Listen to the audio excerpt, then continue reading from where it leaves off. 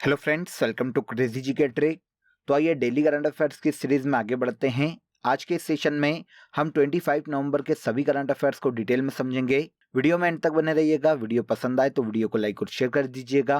अगर आपको daily current affairs की पीडीएफ को डाउनलोड करना है तो आप क्रेजी जी के ट्रिक के टेलीग्राम चैनल से या फिर क्रेजी जी के ट्रिक के एप्लीकेशन पर जाकर फ्री ऑफ कॉस्ट इसकी पीडीएफ को कलेक्ट कर सकते हैं। आज के करंट अफेयर का सबसे पहला क्वेश्चन देखिए, मीराबाई जन्मोत्सव की 525वीं जयंती पर कितने रुपए का सिक्का जारी किया गया? तो देखिए, पहला फैक्टर तो आपको यहाँ पर यह नोट करना है कि मीराबाई जन्मोत्सव की 2023 में कौन सी जयंती मनाई गई। तो 525वीं जयंती मनाई गई, जिसके उपलक्ष्य में देखिए हाल ही में 525 रुपए का एक सांकेतिक सिक्का जारी किया गया है। मीराबाई की 525वीं जयंती पर मीराबाई जन्मोत्सव का आयोजन उत्तर प्रदेश के मथुरा में हाल ही में किया गया और देखिए इसमें भाग लिया था भारत के पीएम नरेंद्र मोदी ने। और यहाँ पर नरेंद्र मोदी ने मीराबाई जन्मोत्सव के मौके पर 525 रुपए का एक सिक्का जारी किया और साथ ही साथ मीराबाई की याद में डाक टिकट को भी जारी किया गया। अब मीराबाई का नाम आप सभी ने सुना है। ये 16वीं शताब्दी की एक कृष्ण भक्त है और काफी फेमस कवित्री रही है, काफी फेमस है। भक्ति काल में इनका नाम गिना जाता है। इनके गुरु की बात करें तो संत रविदास मीराबाई के गुरु हैं और ये भारत के राजस्थान राज्य से बिलोंग करते थे। तो 2023 में मीराबाई की 525वीं जयंती मनाई गई, जिसके उपलक्ष्य में मीराबाई जन्मोत्सव का आयोजन उत्तर प्रदेश के मथुरा में किया गया और यहाँ पर भारत के पीएम नरेंद्र मोदी के द्वारा मीराबाई की याद में इनके सम्मान में 525 रुपए का एक सिक्का जारी किया गया और साथ ही साथ एक डाक टिकट को भी जारी किया गया। देखिए दोस्तों, अगर आपको मंथली करंट अफेयर्स की डिटेल पीडीएफ लेना है तो आप रूट एप्लीकेशन या क्रेजी जीके ट्रिक एप्लीकेशन से डाउनलोड कर सकते हैं।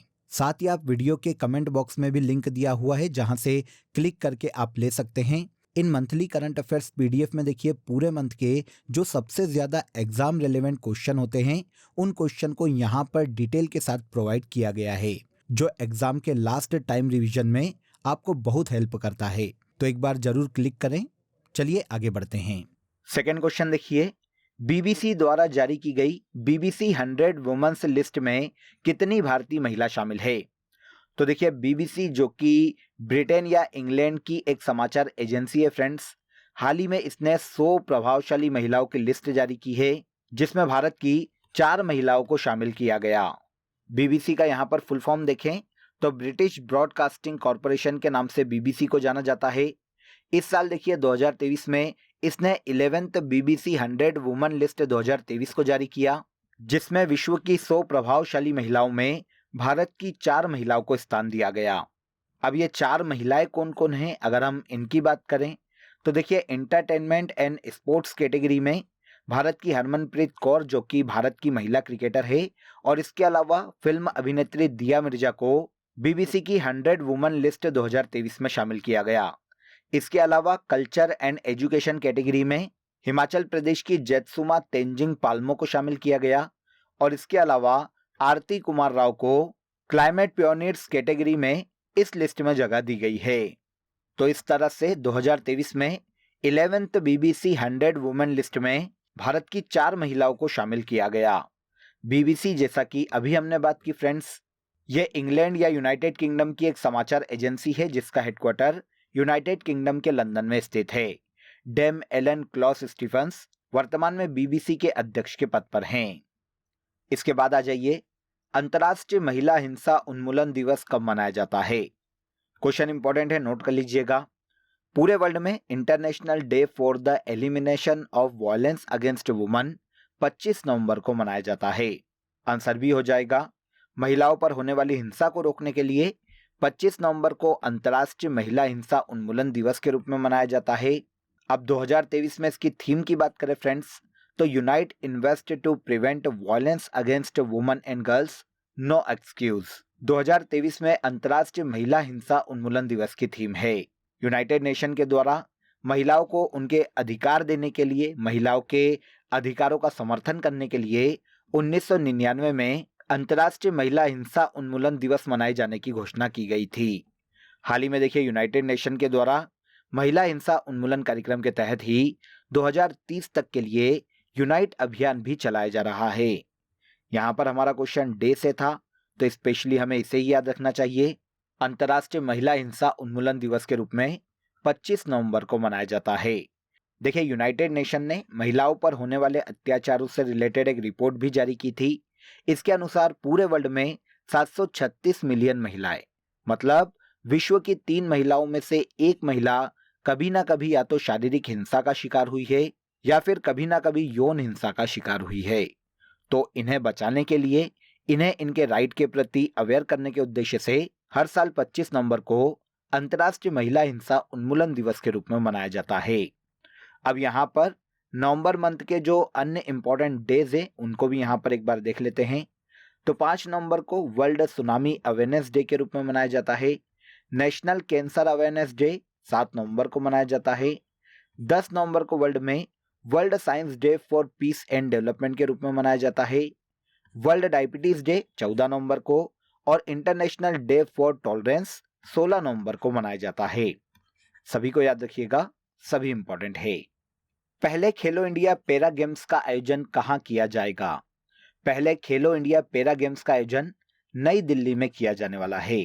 भारत की राजधानी नई दिल्ली में 10 से लेकर 17 दिसंबर तक इन पहले खेलो इंडिया पैरा गेम्स का आयोजन किया जाएगा, जिसमें देखिए इस साल 7 खेलों की कैटेगरी को शामिल किया गया, जिसमें para athletics, para shooting, para तीरंदाजी, para football, para badminton, para table tennis और पैरा वेट लिफ्टिंग शामिल है।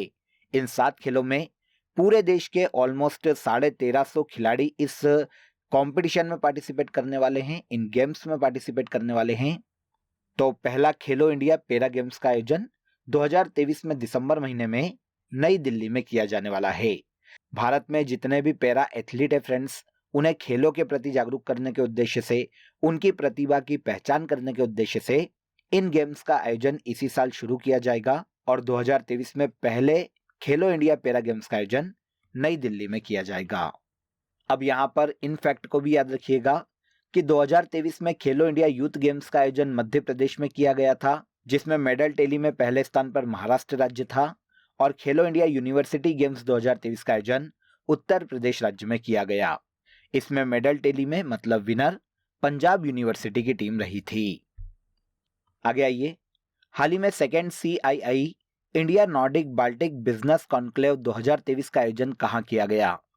तो 2023 में इंडिया और जितने भी नॉर्डिक बाल्टिक देश है फ्रेंड्स, उनके मध्य में CII India Nordic Baltic business conclave का आयोजन 2023 में इंडिया में किया गया। भारत की राजधानी नई दिल्ली में इस कॉन्क्लेव का हाल ही में आयोजन किया गया। अब यहाँ पर उद्देश्य की बात करें तो भारत और जितने भी नॉर्डिक बाल्टिक देश है फ्रेंड्स, उनके मध्य में ट्रेड रिलेशन और इनोवेशन को बढ़ावा देने के उद्देश्य से इस कॉन्क्लेव का आयोजन हाल ही में नई दिल्ली में किया गया है। अब देखिए, इंडिया के अलावा अगर नॉर्डिक बाल्टिक 8 देशों की बात करें तो इनमें यूरोप के देश Denmark, Estonia, Finland, Iceland, Latvia, Lithuania, Norway और स्वीडन को शामिल किया जाता है।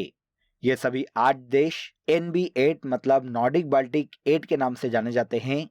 इन सभी देशों और भारत के मध्य में सेकेंड बिजनेस कॉन्क्लेव 2023 का आयोजन नई दिल्ली में किया गया।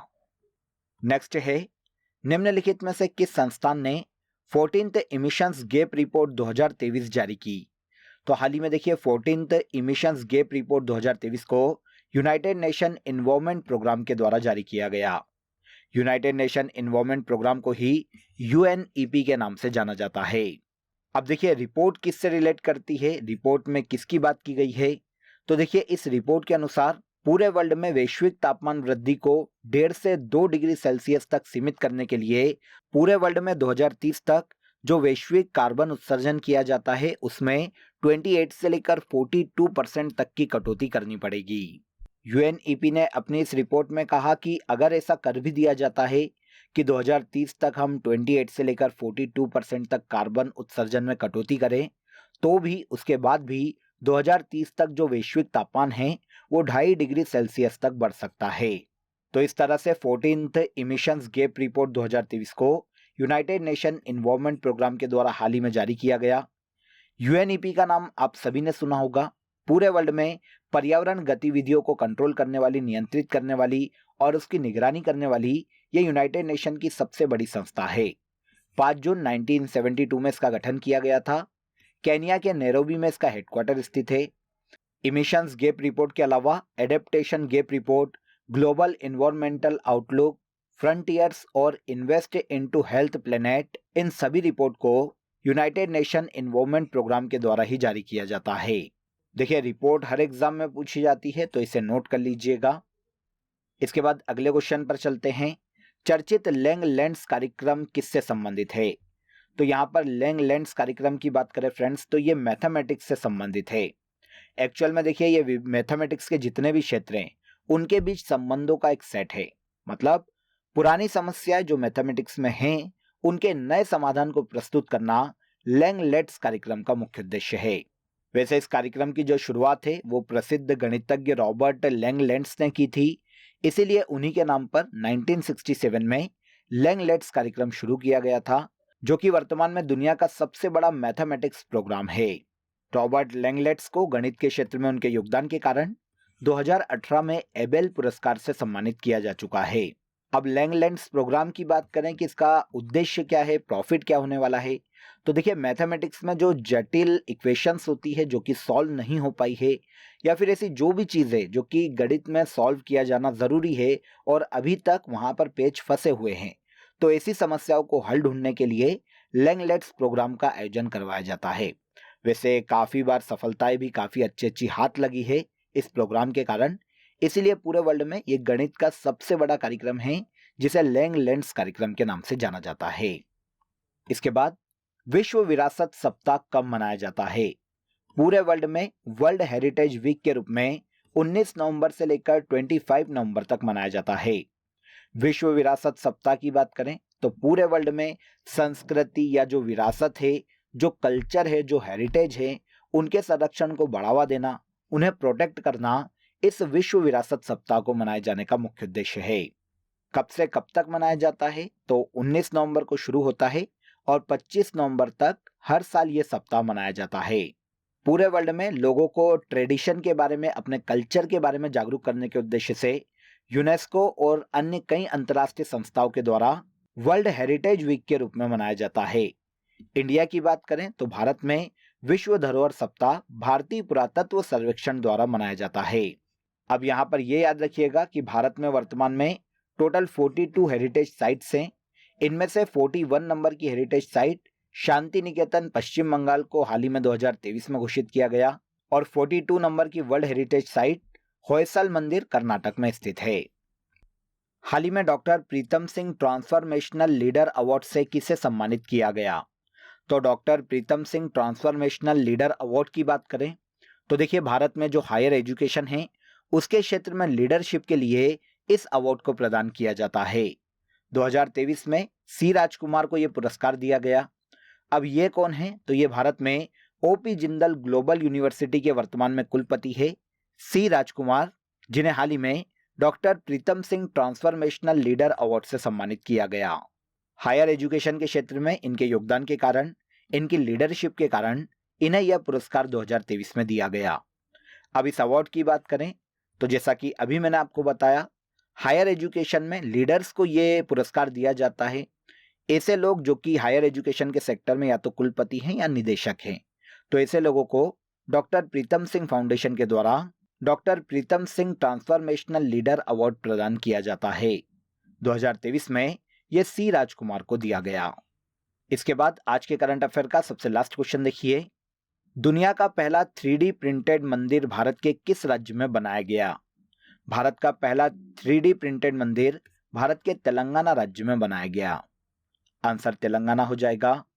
वैसे तेलंगाना का ये जो मंदिर है फ्रेंड्स, जो कि दुनिया का पहला 3D प्रिंटेड मंदिर है, ये तेलंगाना में अप्सुजा इंफ्राटेक के द्वारा बनाया गया।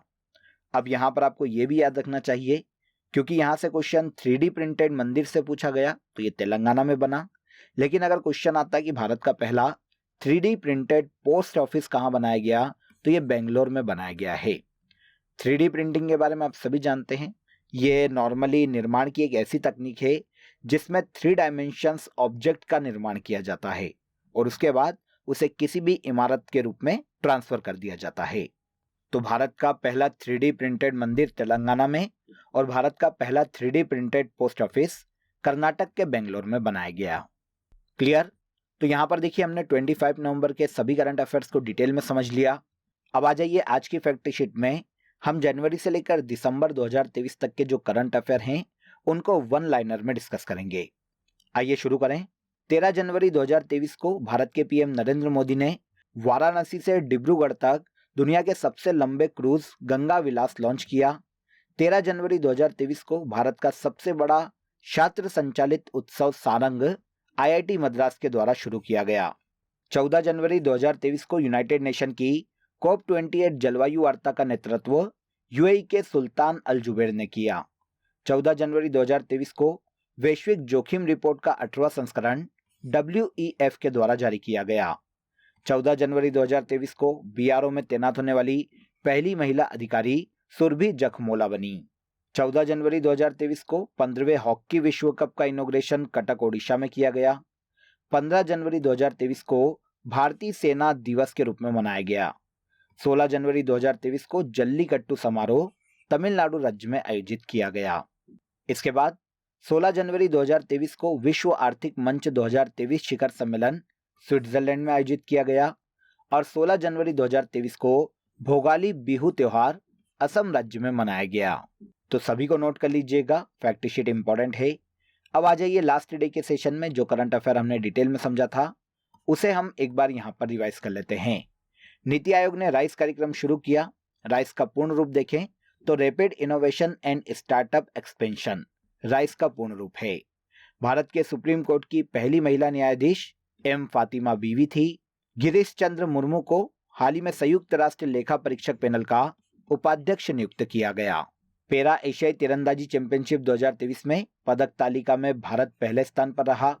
16वीं विश्व वुशु चैंपियनशिप में भारत ने 3 पदक अपने नाम किए।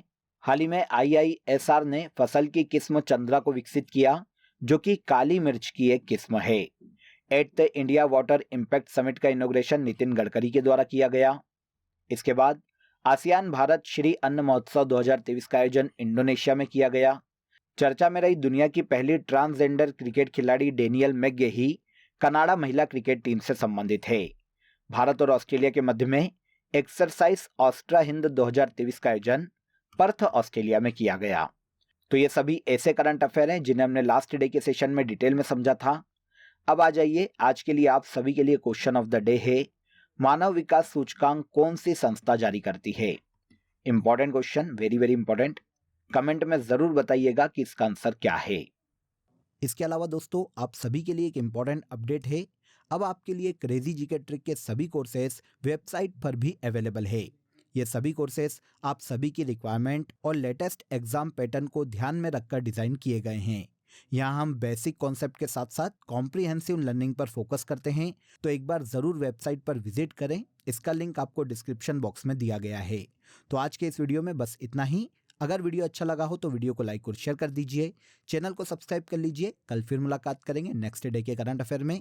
तब तक अपना ख्याल रखिए। जय हिंद, जय भारत।